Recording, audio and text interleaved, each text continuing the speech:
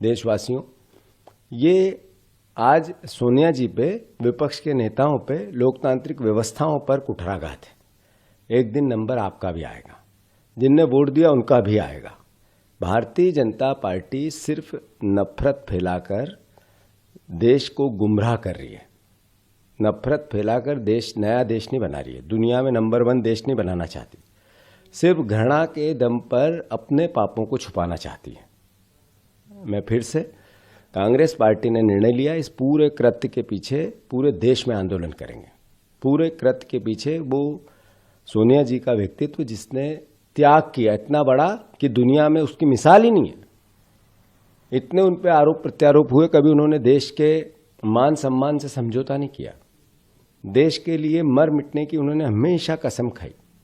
इतना उनकी जान पे बंद आई थी जब टेररिज्म का दौर था, देश छोड़ा नहीं उनने, बाहर नहीं गई।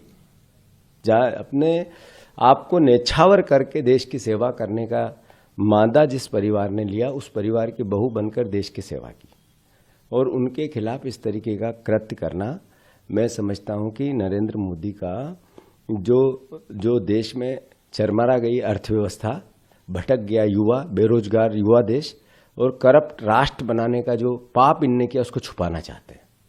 न खाऊंगा न खाने दूंगा का नारा देने वालों ने देश लूट लिया।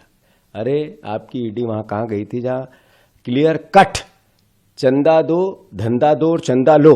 आपने इलेक्टोरल बॉन्ड में बीजेपी का खजाना भर दिया, उसमें आप क्यों नहीं बोले? कांग्रेस पार्टी ने तो ऐसा कोई कृत्य नहीं किया।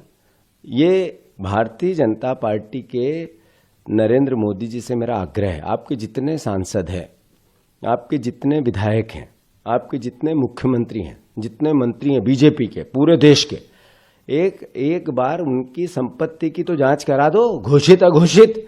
समझ में आ जाएगा कि देश की जो सबसे बड़ी संपत्ति करप्शन की है, वो बीजेपी के नेताओं के खातों में होगी, उनके वेद अवेद उनके पास ही होगी। तो मैं फिर से प्रदेशवासियों से आग्रह करता हूं, कांग्रेस जनों से आग्रह करता हूं, इसका मुंह तोड़ जवाब दो। बिल्कुल डरने की आवश्यकता नहीं, लड़ने की आवश्यकता।